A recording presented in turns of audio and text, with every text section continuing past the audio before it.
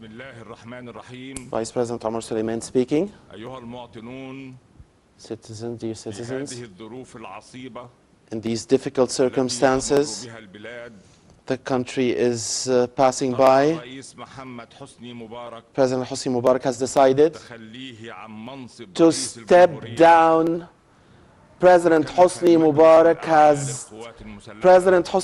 has decided to step down as president of Egypt.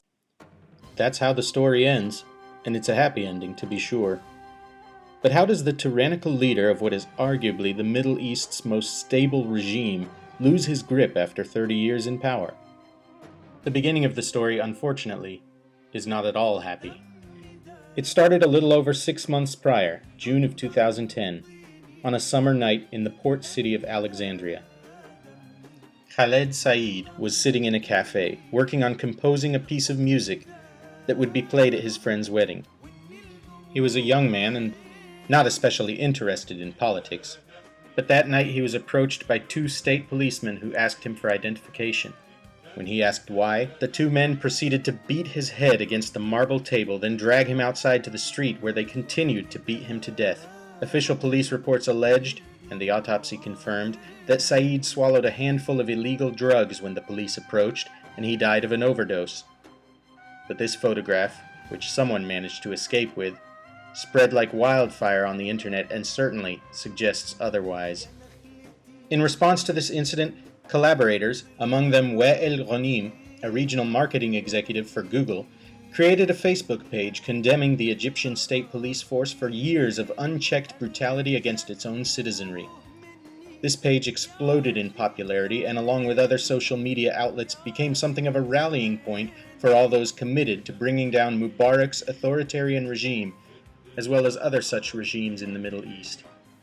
Many attribute the unexpected turnout of the protests in Tahrir Square, which, by the way, translates to Liberation Square, to the enhanced communication thanks to sites just like Facebook. So before the 25th of January, we started seeing ads on Facebook, like posters, profile pictures, saying the revolution of anger is to take place on the 25th of January. Reem is 29 years old and currently working towards her PhD in sociology. Young college graduates like her made up a relatively large portion of the protesters, particularly in the beginning, before the population in Tahrir Square really exploded. ميدان التحرير بالنسبة لي أأمن حتة دلوقتي في مصر، لأنه كل الشباب دول بيدافعوا عن ميدان التحرير، وفي تعاون عمري ما شفته في مصر قبل كده، وفي تقسيم عمل منظم جدا جدا. I've been going to demonstrations in Egypt for years and years, so I was gonna go anyways to that demo, but we were all like laughing at the idea that we're calling it revolution and it's a planned revolution. In Tahrir Square, we started thinking maybe this is going to succeed. I was still like very skeptical about people who thought they will topple down the regime. I thought it was very optimistic. But the people who were very optimistic were the ones who were not politicized before, because they hadn't been disappointed so many times as we, like people who were trying to participate in demos before were. But for whatever reason, things did seem to be different this time. Unprecedented numbers of people joined the protests in the square, bolstering the strength of the uprising and calling international media attention which made it all the more difficult for pro-governmental forces to quell the protests. We noticed that the crowd that was waiting for the demonstration, like us, were like the crowd that we're not used to seeing in demonstrations, like people who spoke half English together, or we waited in Starbucks, so obviously that's the crowd we saw before it started.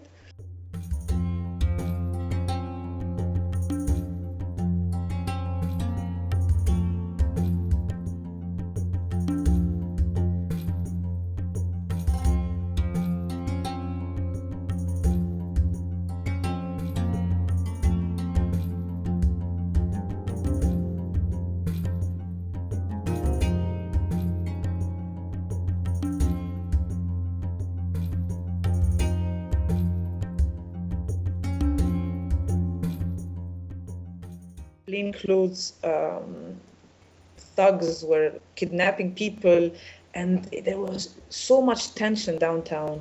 And by late in the evening, I knew that the thugs started to attack protesters with swords and knives, and it got very violent.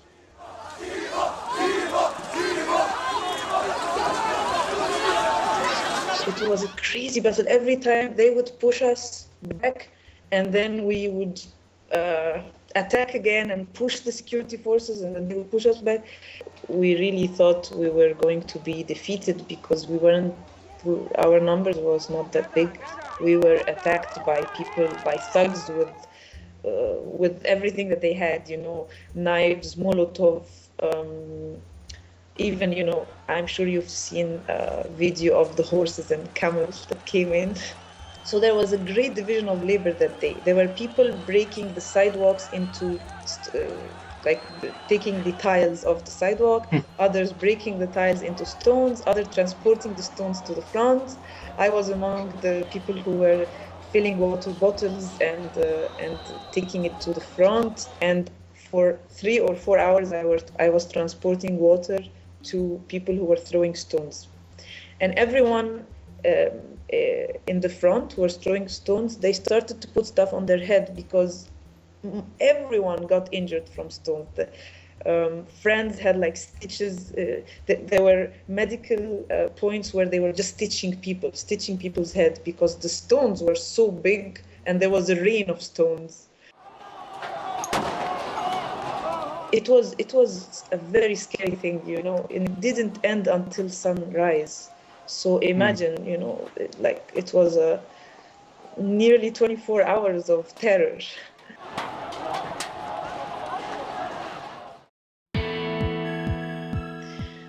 So yeah, I don't know what time it was when somebody shouted, he was talking on the phone and shouted, Mubarak stepped down. Then it was celebration everywhere.